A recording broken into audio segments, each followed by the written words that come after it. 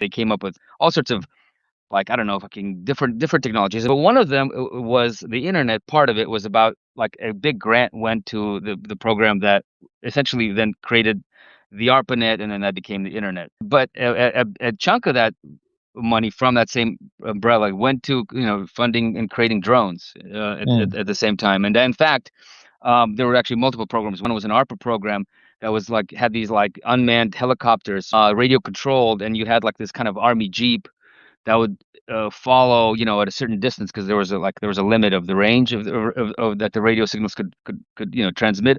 But it was essentially like a radio controlled helicopter, and that they could, with cameras, I guess, and all this other stuff that they were testing it out, and that was part of it. So actually, some of the early experiments in drone technology came out of the same program that created the internet, which is a kind of an interesting thing. I mean, it makes mm, sense. But then at the same time, the U.S. Air Force is actually had like actually operational drones. I mean, they're more like missiles that would like fly a mm, preset mm, path, and then they would like take photographs for reconnaissance, and I think they'd like then abort, and then whatever, put out a parachute and then land, and then they'd be like retrieved. That was like a mm, crude thing, but the kind of remote control, drones. I mean, I don't know if there's like a direct line from that ARPA program mm. but it was like one of the strong bases of research in those drones.